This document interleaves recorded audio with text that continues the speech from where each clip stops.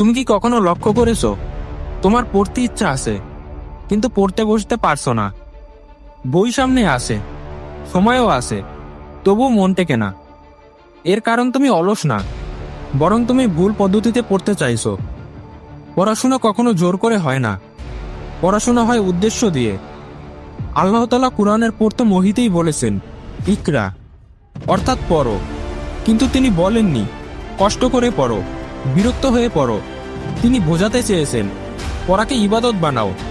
যখন তুমি পড়াকে ভবিষ্যতের চাকরি, পরীক্ষার নম্বর বা লোভ দেখানোর জন্য না দেখে আল্লাহর দেওয়া আমানত হিসেবে দেখবে, তখন পড়া নিজে থেকেই সহজ হয়ে যাবে। বেশি পড়তে চাইলে প্রথমে নিজেকে প্রশ্ন করো, আমি কেন পড়ছি? মা বাবার হাসির জন্য, নিজের সম্মানের জন্য, নাকি নিজের জাতিকে বদলানোর জন্য?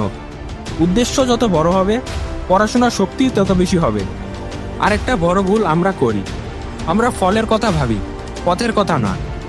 একদিনে টপার হওয়ার স্বপ্ন দেখি, কিন্তু প্রতিদিন 1 ঘন্টা মনোযোগ দিয়ে পড়ার সাহস করি না। বেশি পড়তে চাইলে বড় প্ল্যান বাদ দাও, ছোট অভ্যাস ধরো। আজ 30 মিনিট পড়ো, কাল 40 মিনিট, তারপর 1 ঘন্টা। নবী বলেছেন আল্লাহর কাছে সবথেকে প্রিয় আমল হলো তার যা অল্প হলেও নিয়মিত। পড়াশোনার ক্ষেত্রেও এটা সত্য। প্রতিদিন অল্প অল্প পড়া মাস শেষে পাহাড়ের মতন জ্ঞান তৈরি করে। মোবাইল দূরে রাখো, নোটিফিকেশন বন্ধ করো, পড়ার জায়গাকে পবিত্র করো, যেন ওটা শুধু পড়ার জন্যই ব্যবহার হয়। পড়ার আগে ছোট একটি দোয়া করো, হে আল্লাহ, তুমি আমার জ্ঞানকে বৃদ্ধি করে দাও। তুমি দেখবে মন অদ্ভুতভাবে শান্ত হয়ে যাবে। আরেকটা গুরুত্বপূর্ণ বিষয় হলো তুমি কাদের সঙ্গে সময় কাটাচ্ছ। যদি তোমার চারপাশের মানুষ এমন থাকে যারা সারাদিন শুধু অজুহাত খোঁজে, পড়াশোনাকে তুচ্ছ করে, তাহলে তুমি চাইলেও বেশি পড়াশোনা করতে পারবে না। কারণ মানুষ অচেতনে আশেপাশের পরিবেশের মতন হয়ে যায়।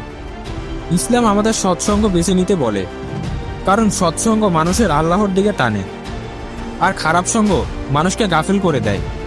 যারা পড়ছে, স্বপ্ন দেখছে, নিজের জীবন বদলাতে চায়, তাদের সাথে থাকো।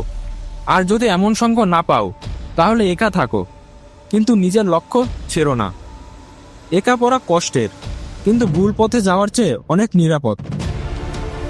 অনেকেই বলে আমার মাথায় ঢোকে না, আমি পড়ে ভুলে যাই। সত্যটা হলো আমরা পড়ি, মন দেই না। পরীক্ষার ভয়ে পড়ি, পরীক্ষার ভয়ে পড়লে জ্ঞান টেকে না, কিন্তু বোঝার আগ্রহ নিয়ে পড়লে জ্ঞান হৃদয়ে বসে যায়। তাই পড়ার সময় মুখস্থের আগে বোঝার চেষ্টা করো। আল্লাহ তাআলা আমাদের শুধু চোখ দেননি, বুদ্ধিও দিয়েছেন।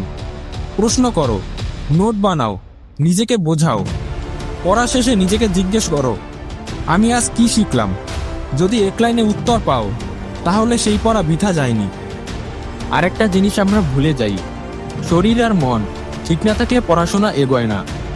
রাত জেগে মোবাইল স্ক্রল করি, ফজরের নামাজ কাজা করি, আবার সকালে পড়তে না পারার অভিযোগ করি। এটা নিজের সাথেই প্রতারণা। নামাজ মনকে শুদ্ধ করে, ঘুম শরীরকে শক্তি দেয়, আর শৃঙ্খলা পড়াকে সহজ করে।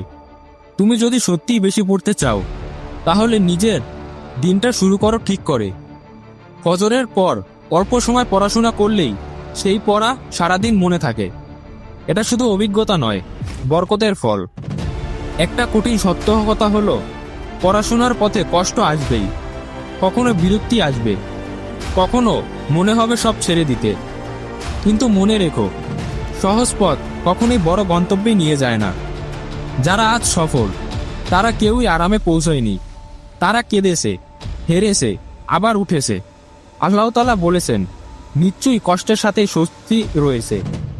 তাই আজ যদি পড়া কষ্টের লাগে, হতাশ হয়েও না। এই কষ্টই একদিন তোমার পরিচয় হবে। নিজের সাথে ওয়াদা করো, আমি হাল ছাড়ব না, কারণ আমার রব আমাকে দেখছেন। সবশেষে একটা কথা মনে রাখো, তুমি যদি পড়তে চাও, আল্লাহ তোমাকে সাহায্য করবেন।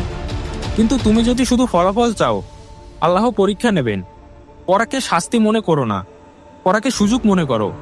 আজ তুমি যে বই খুলছো, সেটা হয়তো কাল তোমার জীবন বদলে দেবে।